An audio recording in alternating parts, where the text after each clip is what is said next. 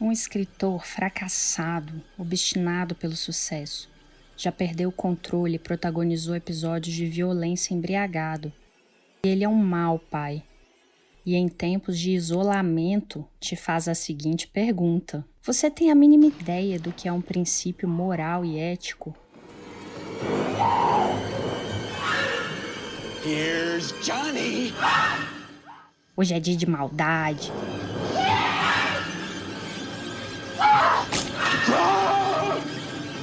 Eu sou a Carol Assunção, uma Belo Horizontina candangue em Brasília. E este é o Trem da Maldade. Conversa sobre vilões de filmes e séries com sotaque mineiro, uai. A cada 15 dias, numa sexta-feira, análise de um personagem com um tema diferente para entender o mal. Sextou com Jack Torrance, protagonista do filme O Iluminado, de Stanley Kubrick. Nosso vagão tá carregadinho de medo, vixe! Mas antes de falar sobre terror psicológico, estética da violência e paternidade, tem um convite para você. Nosso trem já chegou à estação Instagram. Bora lá seguir, vai ter muito mais informação sobre os passageiros malvados que viajam com a gente por aqui. Então anota, @tremdamaldade. Fácil, né? Tô te esperando. Mais um pequeno comentário antes de partir pro confinamento do Hotel Overlook. Presta atenção que vamos relembrar toda a primeira temporada desse podcast nos próximos minutos. Tem coisa em comum com os episódios do Coringa, do Hannibal e do Drácula. Hora de começar. Stanley Kubrick produziu e dirigiu o filme lançado em 1980. Ficou quarentão em 2020, que nem eu. Ele também escreveu o roteiro junto com Diane Johnson. A história foi adaptada do romance homônimo de Stephen King, lançado em 1977. Já falei sobre a adaptação da literatura para o cinema no episódio sobre o Drácula, e essa coisa de querer comparar livro e filme é bem complicada. Só vou acrescentar uma explicação interessante da Berenice Bonomi no livro 100 Filmes da Literatura para o Cinema, do Henri Mitterrand. No item sobre como abordar a adaptação, ela esquematiza semelhanças, diferenças e implicações dos dois tipos de linguagem, a literária e a cinematográfica. Destaca a complexidade dessa relação e deixa claro que o livro não deve exigir fidelidade do filme, pois não é um modelo intocável. Por isso que muita gente se frustra quando espera encontrar uma reprodução exata da narrativa na telona. Kubrick foi um cineasta que adaptou muitos enredos da literatura. Além de O Iluminado, criou a versão cinematográfica de Laranja Mecânica, 2001, Barry Lyndon e Lolita. Eu não consegui confirmar essa informação, mas dizem por aí que... Uma vez ele afirmou que gostava de usar livros medíocres para fazer bons filmes. Com essa declaração, pensa uma pessoa que conseguiu tretas funcionando normalmente durante décadas. Stephen King não ficou satisfeito com o comentário e nem com o filme, porque havia muitas alterações na história original. O escritor resolveu adaptar a própria versão para uma minissérie de TV, exibida pelo canal ABC em 1997, dirigida por Mick Garris. Mas não vou me demorar nisso aqui para poder me concentrar no Jack Torrance clássico, interpretado pelo Jack Nicholson. Em que prateleira da locadora de vídeo você colocaria O Iluminado? Horror, terror, thriller psicológico? Pensou em alguma outra? No texto Historicismo em O Iluminado, publicado em 1981, Frederick Jameson analisa a mistura de gêneros cinematográficos na obra de Kubrick como algo típico da cultura do pastiche da pós-modernidade. Por isso, no filme protagonizado por Jack Torrance, percebemos elementos do horror, do terror, do drama psicológico e do suspense. Tem casa mal-assombrada, montanha-russa de emoções ligadas ao susto e ao medo, mistérios a serem desvendados, estrutura narrativa que joga com o tempo e as experiências de premonição/alucinação das personagens. Please. No. Tell me.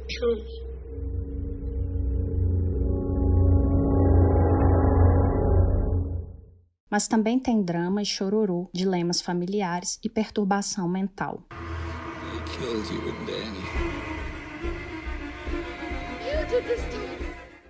Eu acho que os cineastas mencionados nesse artigo do crítico literário foram precursores do que denominamos hoje frequentemente como hibridização na comunicação. O mesmo vale para emissoras como a HBO, produtora de séries de TV que ficaram conhecidas como Quality TV, a partir do final da década de 1990. It's not TV, it's HBO. Com a convergência de mídias, essa confusão entre gêneros e formatos se acentuou e foram surgindo novas formas de contar a história, mais sofisticadas e menos previsíveis que os produtos da indústria hollywoodiana.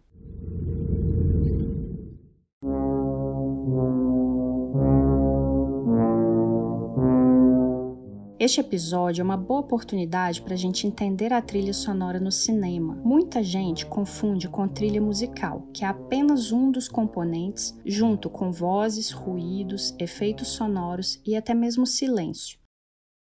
O que a gente ouve ou deixa de ouvir direciona a nossa percepção da imagem, guia a emoção e o pensamento. Isso é crucial para as nossas reações diante de O Iluminado. Imagens corriqueiras de ações do cotidiano são associadas a melodias sinistras, com sons agudos e irritantes, vozes que não conseguimos identificar, batimentos cardíacos.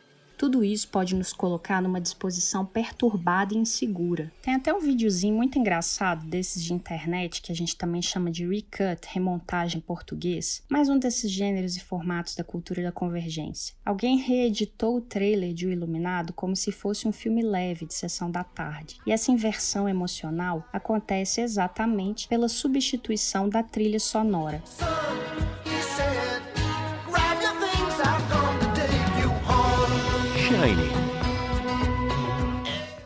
Coloquei o link para esse vídeo lá na descrição do episódio, para você poder ver depois. Para investigar como a violência é representada pela estética das imagens na obra de Kubrick, o jornalista e mestre em sociologia pela Universidade de São Paulo, Edilson Sasashima, aponta os contrastes na paleta de cores como uma oposição entre o sóbrio, branco e cinzento das cenas externas e o colorido das internas. Um paradoxo do ser humano com a natureza, o antigo e o novo, o tradicional e o atual, a cultura indígena e a cultura branca urbana norte-americanas, que convivem nos elementos de decoração do hotel erguidos sobre um cemitério indígena. Mom?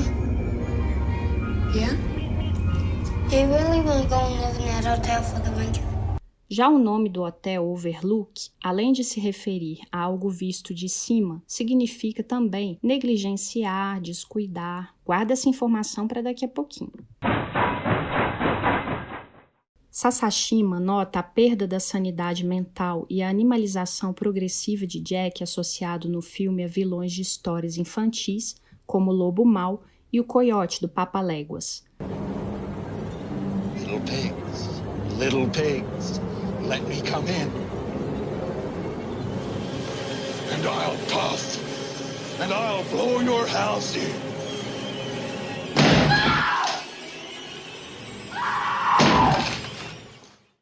Ao longo do filme, acompanhamos essa transformação em imagens do protagonista diante do espelho, um objeto que, apesar de refletir a aparência, acaba por revelar o que está oculto. O que a gente finalmente enxerga é uma polidez irônica que descamba para uma tonalidade sádica e um comportamento amoral, dionisíaco e violento. Outra representação tem a ver com o capitalismo, a ascensão social por meio do trabalho que dignifica o homem, a mecanização rasa da ocupação profissional como única alternativa de vida, a automatização do cotidiano. All work and no play makes Jack a dull boy. Só trabalho e nenhum lazer fazem de Jack um garoto estúpido. Novamente, como afirma Jameson, trata-se da trivialidade diária do capitalismo tardio, uma concepção vulgar de luxo proposta pela sociedade de consumo. Assim, Kubrick estetiza e embeleza o tédio. As narrativas apresentam pessoas superficiais, artificiais e anestesiadas pelo desejo por um modelo de vida que não conseguem distinguir se foi escolhido por elas ou enfiado goela abaixo. É a aceitação da sociedade estratificada, como diz o próprio Torrance num diálogo com o garçom Lloyd. É o fardo do homem branco, em que alguém enche copos de bourbon para outra pessoa esvaziar. Jack, o escritor, não está com bloqueio criativo. Ele simplesmente não tem nada a dizer. Agora cito Jameson mais uma vez, mas é porque esse texto é muito bom. Ele diz: o Jack Nicholson de um iluminado não está possuído pela maldade em si, nem pelo demônio ou alguma força oculta semelhante, mas simplesmente pela história, pelo passado americano que deixou seus vestígios sedimentados nos corredores e nas suítes desmembradas desse asfixiante edifício monumental que projeta sua pós-imagem formal e vazia no labirinto externo. Fim de citação. Falando em labirinto, eu já tinha mencionado aqui o mito do Minotauro no 3º episódio da 1ª temporada sobre Hannibal Lecter. Escuta lá. Em O Iluminado, o diálogo com essa história é ainda mais evidente, porque temos um labirinto mesmo, na área externa do hotel, que tem uma arquitetura igualmente labiríntica, reforçada pelos passeios de triciclo do menino Danny, o Iluminado.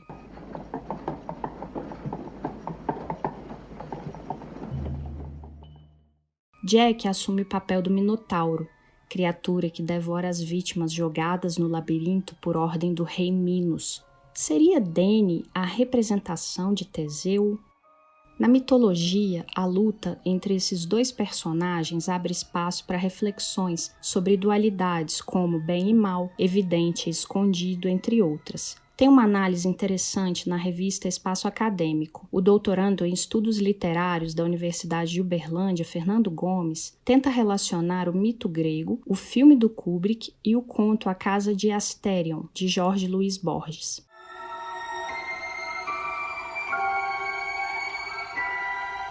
A diferença entre o livro e o filme que mais irritou Stephen King foi a perda da nuance de um homem que ama a família, sofre com o alcoolismo e enlouquece aos poucos sob a influência de fenômenos sobrenaturais. As sobrancelhas arqueadas e o jeito meio paspalho como Jack Nicholson interpreta indicam alguma coisa diferente desde o início. O diretor pediu que ele se inspirasse naquelas pessoas que andavam pelas ruas de Nova York, amarrotadas e penduradas em si mesmas, a chacoalhar os braços entre assobios. Lembra do que falei sobre o ethos do Coringa lá na 1ª temporada? O Torrance de Nicholson repercutiu até na performance como Joker no Batman de Tim Burton. Em O Iluminado, o roteiro sugere que talvez o protagonista esteja com a febre da cabana mencionada no começo do filme, uma espécie de surto psicológico provocado pelo isolamento que pode gerar atitudes violentas. Em plena pandemia, essa conversa tá ficando muito sinistra. Vou logo dar jeito de arrumar companhia pra mim. Eu tenho muito conhecido que tá virando o Jack Torrance. Quem não gosta de uma boa prosa, né não? E é por isso que aqui no Trem da Maldade criei o quadro de entrevistas de mal a melhor, para bater um papinho com gente muito boa, na verdade, sempre sobre temas relacionados à vilania da vez. A estreia foi no episódio das vilãs Disney, com a maravilhosa Gabriela Mayer. Você já ouviu ou tá aí dando bobeira? E hoje, para falar sobre paternidade em O Iluminado, tenho convidados que só o brilho. Os dois são meus colegas, assim como eu, são pesquisadores e professores no Centro Universitário de Brasília, mas em cursos diferentes. Eu tô na comunicação e eles no direito e na ciência da computação. Um deles foi quem deu a sugestão do filme do tema. Mestre em Direito, Estado e Constituição pela Universidade de Brasília, é ativista na defesa dos direitos fundamentais da cultura digital. Foi um dos gestores do projeto de elaboração coletiva do Marco Civil da Internet no Ministério da Justiça. É assessor jurídico no Tribunal Superior do Trabalho, cofundador do Instituto Beta Internet e Democracia e do Partido Pirata. Principalmente, é pai do Martim, de 6 anos, e do Gaspar, de 2. O outro é mestre em comunicação pela Fundação Casper Libero, produtor cultural, autor, compositor e produtor fonográfico, além de conteúdo audiovisual, jogos, música e eventos. Integrante do grupo Móveis Coloniais de Acaju, ganhou prêmios como Multishow na categoria Experimente e o Orilaxé do grupo Afro-Reg e o Prêmio da Música Digital. Pai do Francisco, de 16 anos, e do Antônio, de 5. Fabrício Ofuji e Paulo Renat, sejam bem-vindos. Olá, muito lisonjeado de poder participar do programa. Obrigado, agradeço o convite. Pelos nossos filhos, estamos aí. Então, hoje vocês estão aqui para falar sobre uma característica muito particular e que nem sempre é um tema principal quando a gente fala de O Iluminado, né? Que é a paternidade. Um aspecto bastante pertinente aí para o nosso mês de agosto, que é o fato dele não ser um bom pai, né? Acho que isso cabe um destaque, e eu acho que de maneira geral ali na temática do filme, leva muito o enredo para frente, né? O papel dele como pai é até uma desculpa que é muito presente, né? Quando se coloca o trabalho e dá essa atenção, ainda aquele estigma do pai enquanto provedor, e ali está a vida muito concentrada nele, né? Diante, né, das questões dele que eles vão para o isolamento, né? Muitas vezes a gente tem no cinema, em vários filmes, há um destaque para a relação pai e filho. Essa representação envolve tensão, conflito, abandono, ausência. Tem um exemplo clássico no Poderoso Chefão, né, entre o Vito e o Michael Corleone, que inclusive vai estar nessa temporada também, no outro episódio, em breve. E em alguns casos, como o do Iluminado, o pai desenvolve uma obsessão que vai crescendo progressivamente até afastá-lo da família, ou também acaba numa relação de violência, de abuso. Vocês têm personagens no cinema que falam a vocês, assim, que emocionam vocês de alguma forma? O pai da família do Capitão Fantástico é uma reflexão muito além, sim, só do que é ser pai, mas também toda a questão que envolve a estrutura familiar, né? É um que, vez ou outra, eu pego para refletir sobre. Não, obviamente, como bom exemplo, né? Eu acho que o Darth Vader acaba sendo um parâmetro, porque o meu filho gosta muito de Star Wars, e por muito tempo, o meu mais velho, tentei manter ele livre do spoiler, né? Livre de saber que o Darth Vader era pai do Luke Skywalker. Eu ficava imaginando como é que ia ser quando ele percebesse, assim. Tem o Rei Leão, o Mufasa, né? Ele praticamente não participa, né, do filme, ele morre logo no começo, então ele acaba sendo só uma grande referência. Eu não quero muito ser o pai que vai ser referência só depois que morrer, né? Porque não vai acompanhar o crescimento do filho, e justamente é uma questão absolutamente traumática. Eu acho que um pai mais real, que refletiria assim, muito até dos erros que eu cometeria, é o Marlin, né, do Procurando Nemo. Um parêntese. Achei uma dissertação de mestrado em psicologia pela Universidade Federal de Pernambuco com o título A Produção de Paternidade em Procurando Nemo, Performatividade em Redes Heterogêneas. Márcio Valente traz uma perspectiva reveladora. A partir da proposta de desconstrução da noção dos gêneros binários masculino e feminino de Judith Butler, ele esclarece como a ideia de paternidade resulta da materialização de um jogo de performances. No caso de Procurando Nemo, isso se constrói pela maneira como as pessoas lidam com a narrativa e projetam essas ideias e sentimentos naquilo que percebem como a relação pai e filho ou filha. Para mim, assim, ele é o pai que tenta e erra. Pai clássico, assim, tá? Ele é super protetor e é a super proteção dele que provoca o filho a desafiar e que faz ele se meter em toda a enrascada que leva o filme, mas ele vai atrás, ele não abandona uma missão que ele assume por todas as outras questões familiares. E só voltando um pouco pro Jack Torrance, né, do Iluminado, em momento nenhum do filme ele se preocupa com o exercício da paternidade, né? Ele é o pai ausente que tá ali o tempo inteiro. Não é pela distância que ele é ausente, é na cabeça, assim, é no interesse, é na assunção do papel. Aí, comparando com o Marlin, ele não está com o Nemo porque o Nemo se perdeu, mas ele é pai o tempo inteiro, né? Ele está preocupado o tempo inteiro, ele está pensando naquilo o tempo inteiro. Daí que vem essa vilania do Jack no papel de paternidade, né? Ele está interessado em um monte de outras coisas, mas em nenhum momento ele pensa em se distrair na interação com o filho, né? Talvez só um pequeno momento, né, que ele interage, né, de fato com o filho,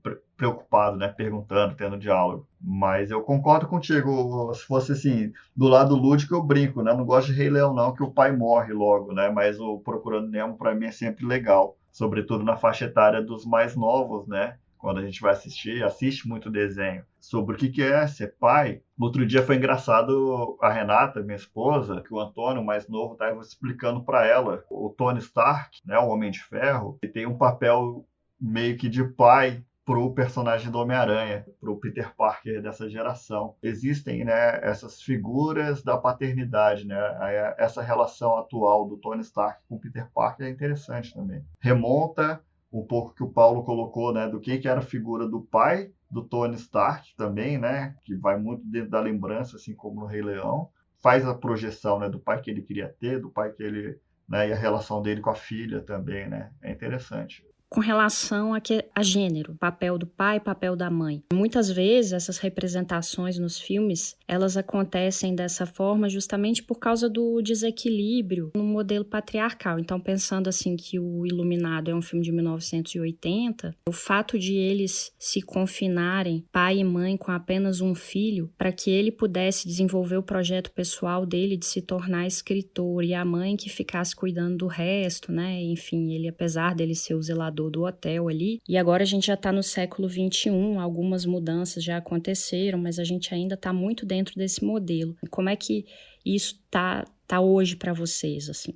Aqui em casa eu caí no clichê mesmo de querer que a casa ficasse em silêncio enquanto eu estava dando aula. Mas isso não durou muito, acho que não durou 2 semanas, assim. Eu percebi que a aula por si só já estava sendo estressante, que todo mundo ficava estressado na casa inteira, né, enquanto eu estava dando aula. E a partir do momento que a gente virou essa chave, assim, e os meninos passaram a poder aparecer, né, e fazer barulho, isso facilitou muito. No comecinho também a gente chegou a ter uma agenda mais organizadinha, assim, para a Nina poder ter um horário dela e tal. Isso acabou mudando, porque a dinâmica da quarentena, né, tá se estendendo mais, mas eu continuo, assim, participando. Tenho o meu papel, né, já no banho, normalmente. Enfim, a gente se alterna bastante no cocô. Limpar a fralda sempre é um trauma. E uma loteria, né, porque às vezes é um cocôzinho tranquilo, às vezes é uma coisa mais bombástica.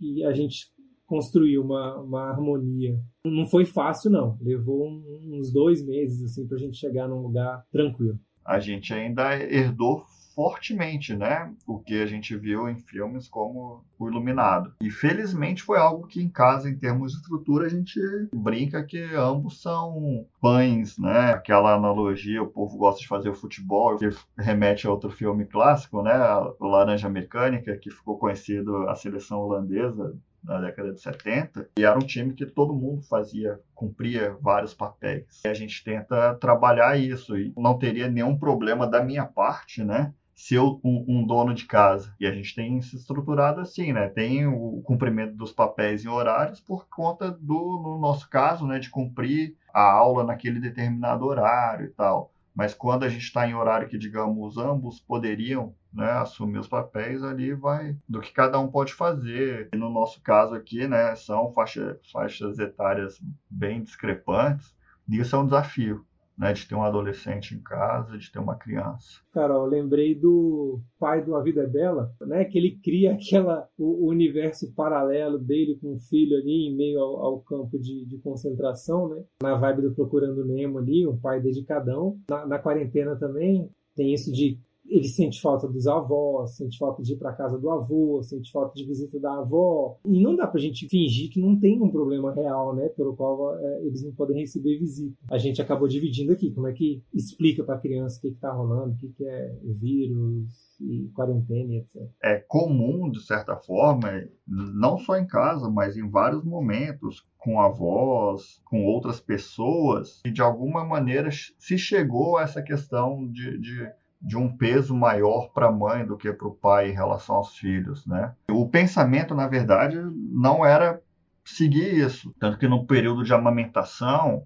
a parte da madrugada, né, de acordar e tudo mais, né, como eu não poderia amamentar, mas eu que acordava, deixava o bebê no colo da Renata, né? Já sempre foi um acordo nesse sentido, né? Não ser uma coisa isolada. Mas é claro que eu acho que uma resposta adequada para a pergunta teria que ter a participação dela também. Não tenho propriedade para falar que a gente consegue superar toda uma carga que é histórica, né? O que as historinhas em quadrinhos populares aqui no Brasil nos mostraram. Não tem nada assim que a gente pense assim de papéis e tal que um ou outro não faça. Desde uma conversa mais séria com o filho adolescente, desde um cuidado com o menor. Não tem essa de que cadê a mãe? Cabelo, uma das habilidades de quarentena, né? Eu tô cortando o cabelo de todo mundo aqui em casa, inclusive o meu.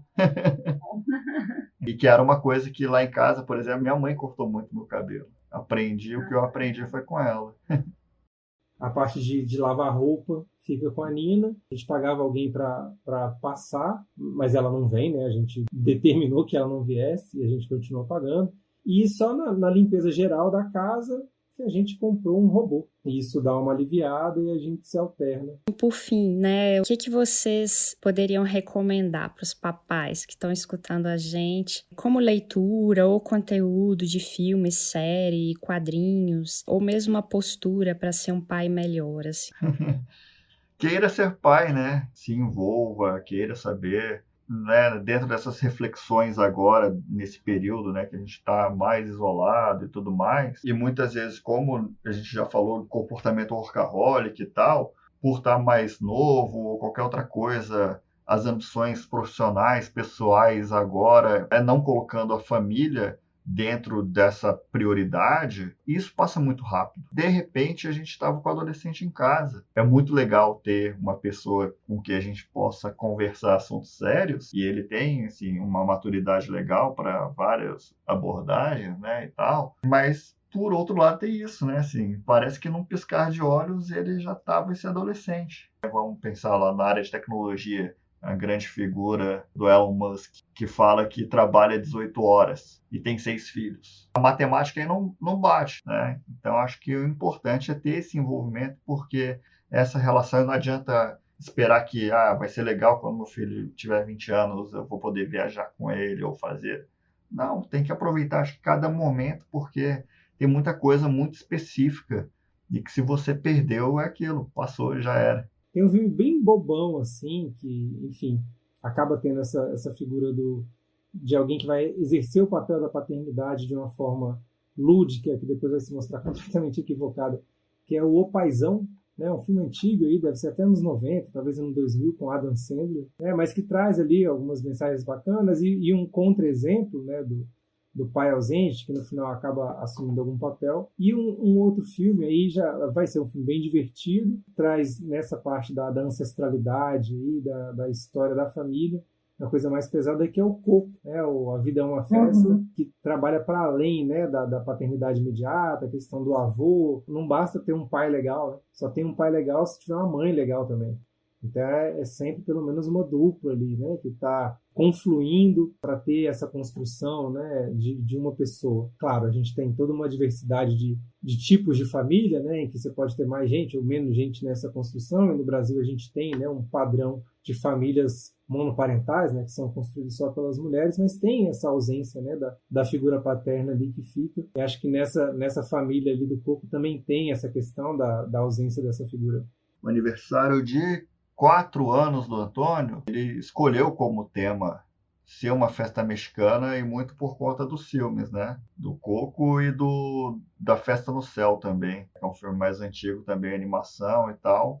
Bom, eu queria agradecer vocês pela gentileza do compartilhamento de experiências, conhecimento, informações, e desejar a vocês dois um feliz Dia dos Pais, com saúde, em família e com muito amor. Muito obrigado. Eu olho pro Dia dos Pais há 5 anos e falo, nossa, como eu era bobo, achava que estava abalando, não sabia de nada. E a gente já vai tendo experiência e pensar também que hoje já com uma postura de realmente tem muita coisa ainda a aprender. Já estou indo por essa pegada aí de pegar um pouco de teoria para ver se encontra um manual aí. Mas é isso. Obrigadão, Carol. Valeu, Carol, pelo convite, e que curtamos aí nossos filhos e nossos pais. Da minha parte, como eu falei, 2 está ótimo, eu não tenho amor para mais, né? Já tem mais de 1 ano que eu fiz vasectomia, então tá tudo certo.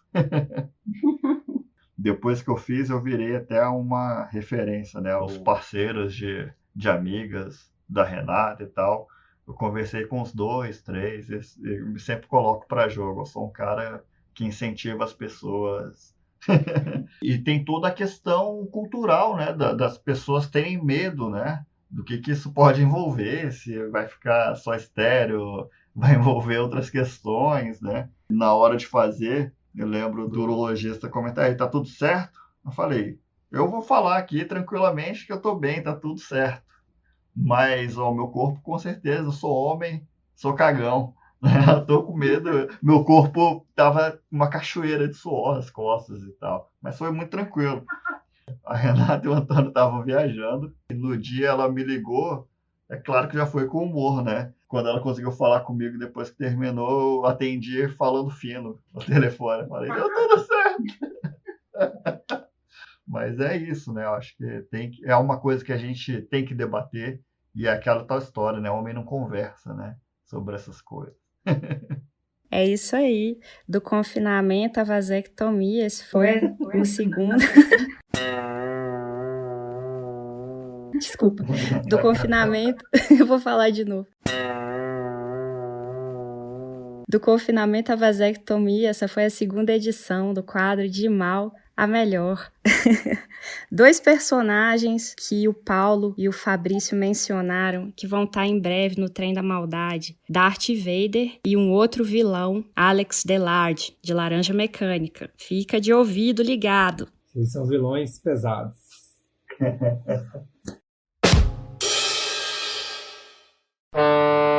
Agora, depois desse trajeto ferroviário na companhia de Jack Torrance, você já pode refletir também sobre como essa representação do artista torturado pela própria mente, sugado pelo passado sinistro do hotel como eterno zelador dos quartos infernais, diz muito sobre a arte de Kubrick. Jack Nicholson conta que o cineasta considerava o Iluminado como um filme otimista, de certa forma, porque falava sobre fantasmas e presumia a existência de algo após a morte. Nessa entrevista no documentário Stanley Kubrick, Imagens de uma Vida, de Jan Harlan, o ator também lembra uma lição do diretor, abre aspas: nos filmes, você não tenta fotografar a realidade, mas sim fotografar a fotografia da realidade. E ainda, todas as cenas já foram feitas no cinema. Nosso trabalho é tentar fazer melhor. Fecha aspas. Copiou? Mas prefiro deixar esses detalhes para nossa conversa sobre Laranja Mecânica. Segura sua onda aí.